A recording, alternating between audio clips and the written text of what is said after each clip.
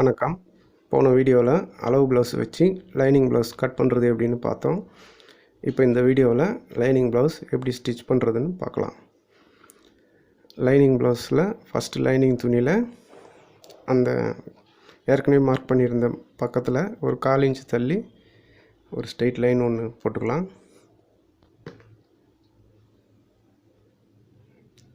அப்படியே கீழே திருப்பி அந்த எல் ஷேப்புக்கு கரெக்டாக அந்த பா மாதிரி வர மாதிரி 1/4 இன்ச் தள்ளி கோடு போட்டுக்கணும்.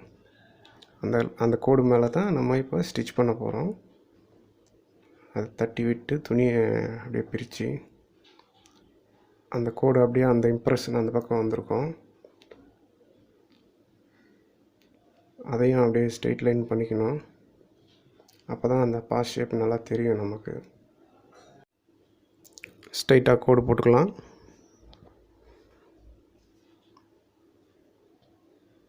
அப்படியே திருப்பி அந்த பாஸ் ஷேப் கரெக்டாக அந்த லைன் போட்டு விட்டோம்னா அந்த லைன் மேலேயே நம்ம அதை ஸ்டிச் பண்ணுறதுக்கு கரெக்டாக இருக்கும்.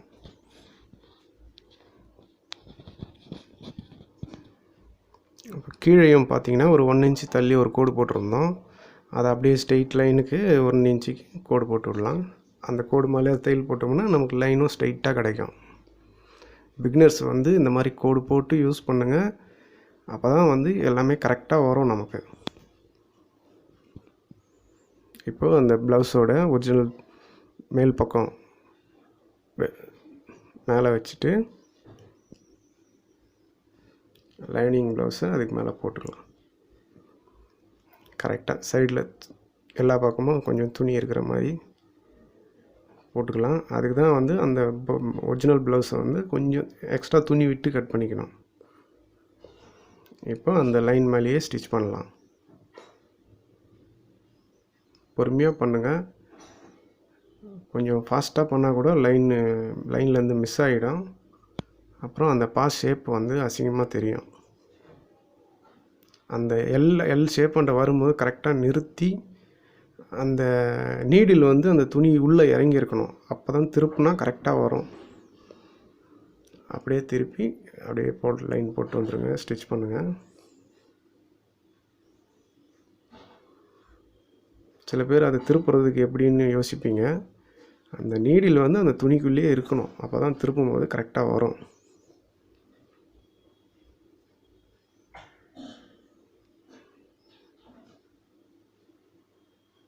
அவ்வளோதான். அந்த பாஸ் ஷேப்பில் ஸ்டிச் பண்ணியாச்சு. இப்போ துணியை நல்லா கரெக்டாக அட்ஜஸ்ட் பண்ணிக்கிட்டு அந்த கீழேயும் அந்த ஸ்ட்ரெயிட் லைன்லேயும் ஒரு ஸ்டிச்சிங் பண்ணிடலாம். இப்படி பண்ணும்போது ஈஸியாக இருக்கும். உங்களுக்கு வேலை ஈஸியாக முடிஞ்சிடும் டக்குன்னு.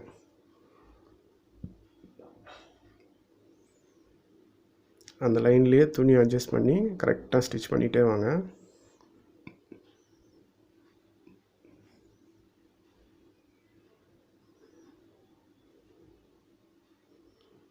அவ்வளோதான். அந்த பிசுறு இருந்தால் அதை கட் பண்ணி விட்டுட்டு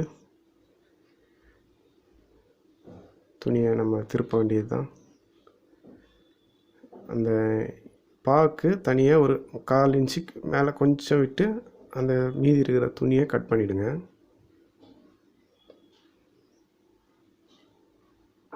கட் பண்ணிட்டீங்கன்னா பாஸ் ஷேப் வந்துடும் நமக்கு. திருப்பும் போது அந்த கார்னர் அந்த நூலுக்கு படாமல் நூலு கிட்ட அதை கட் பண்ணி விட்ருங்க.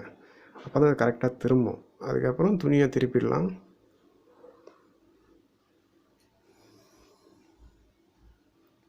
துணியை திருப்பிட்டேன். அந்த பாஸ் ஷேப்பும் கிடச்சிரும். கீழேயும் பார்த்தீங்கன்னா அந்த துணியோட நம்ம லென்த்தும் மெயின்டைன் பண்ணிட்டோம். அப்படியே நல்லா கீறி விட்டுக்கோங்க.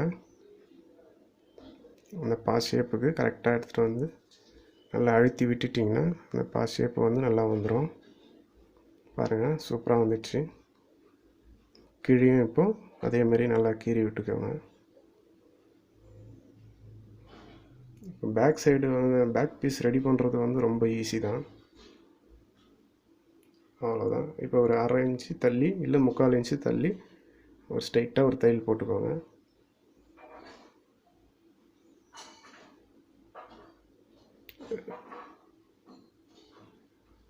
அவ்வளோதான். 2 தையலில் அடியில் லென்த்தும் மெயின்டைன் பண்ணிட்டோம், ஒரே தையலில் பாவும் மெயின்டைன் பண்ணிட்டோம்.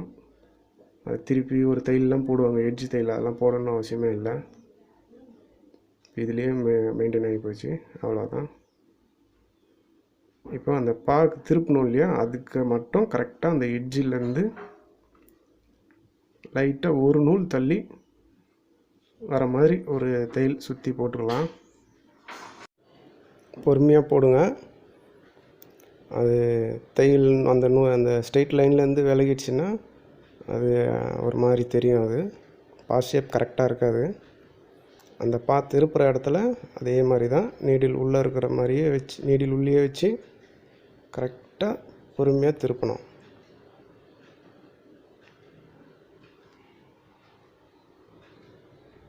மெதுவாக போடுங்க,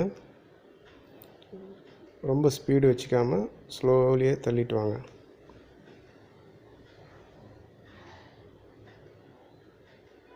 அந்த எட்ஜி தையல் போட்டோடனே பாஸ் ஷேப்பு இன்னும் நல்லா கிளியராக தெரியும், நல்லா சூப்பராக இருக்கும்.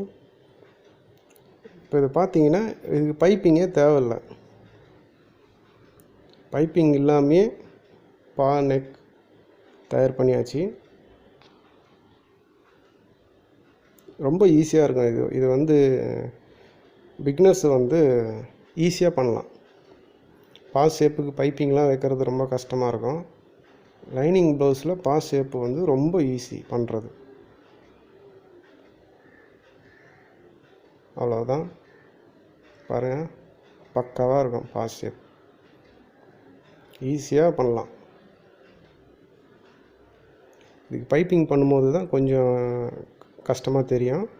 அதுவும் ஈஸி தான். அடுத்து ஒரு வீடியோவில் பேர் நெக்கில் பைப்பிங்கோட பண்ணலாம். இது ரொம்ப ஈஸி, இந்த மெத்தடு. இப்போ அந்த லைனிங் துணியை சுற்றி ஒரு 1/4 இன்ச்சு தள்ளி ஒரு தையல் போட்டுக்கலாம். துணியை வந்து கரெக்டாக அட்ஜஸ்ட் பண்ணிக்கின்னு ரொம்ப இழுத்து பிடிக்காமல் அப்படியே சுற்றி ஒரு தையல் போட்டுருங்க.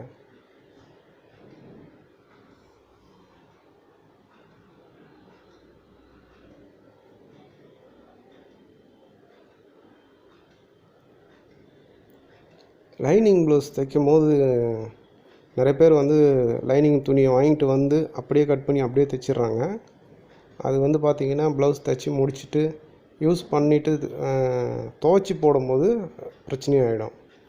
அந்த லைனிங் துணி வந்து உள்ளே ஷிங்க் ஆகிடும், மேலே வந்து ரொம்ப லூஸாக தெரியும், உள்ளே டைட்டாக இருக்கும். அதனால் லைனிங் துணியை எடுத்துகிட்டு வந்தீங்கன்னா சும்மா ஒரு 1/2 அன் ஹவர் தண்ணியில் ஊற வச்சு அதை கொஞ்சம் கசக்கி காய போட்டுருங்க. அதுக்கப்புறம் அதை அயன் பண்ணி கட் பண்ணி ஸ்டிச் பண்ணோம்னா சூப்பராக வரும். எந்த வித சிங்கேஜும் ஆகாது. உள்ளே என்ன ஃபிட்டில் இருக்கோ அதே ஃபிட்டிங் மேலேயும் இருக்கும்.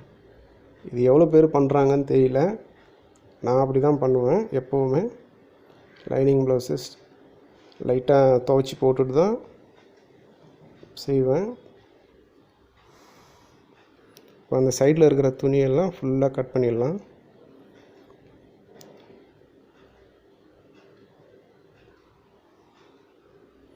அந்த பிசுறு இல்லாமல் எல்லாத்தையும் கட் பண்ணி விட்ருங்க.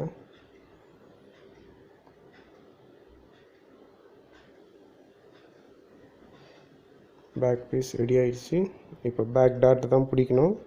அதை ப்ளவுஸ் 2ஆக மடித்து போட்டு கரெக்டாக அங்கேருந்து பேக்கில் இருந்து ஒரு 4.5 இன்ச்சு தள்ளி, அதாவது அந்த ஷோல்டருடைய அகலத்துக்கு சென்டராக வரணும்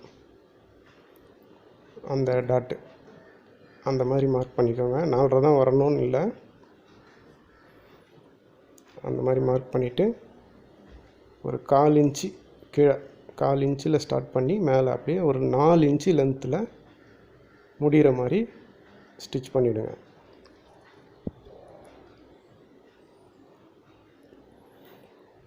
நாலு இன்ச்சு லென்த்து வந்து கரெக்டாக இருக்கும். ஒரு 3.5 போடலாம், அது ப்ளவுஸோட ஹைட்டை பொறுத்து இருக்குது. மேக்ஸிமம் வந்து 4 இன்ச்சு போடுறது நல்லது. நல்லா டைட், அந்த ஷேப் நல்லாயிருக்கும் பேக்கில். ரெண்டு பக்கமும் டாட் பிடிச்சிடலாம்.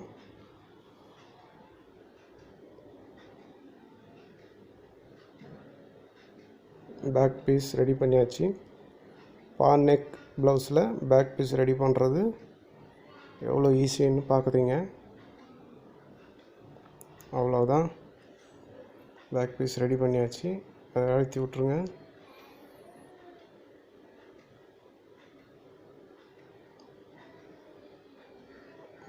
பாருங்கள், பக்காவாக ரெடி ஆகிடுச்சு. இப்போ நம்ம லென்த்து பார்த்தோம்னா கரெக்டாக 13 இன்ச்சு இருக்குது. இப்போ நெக்ஸ்ட்டு வீடியோவில் நம்ம ஃப்ரண்ட் பீஸ் எப்படி ரெடி பண்ணணும் அப்படிங்கிறத பார்க்கலாம்.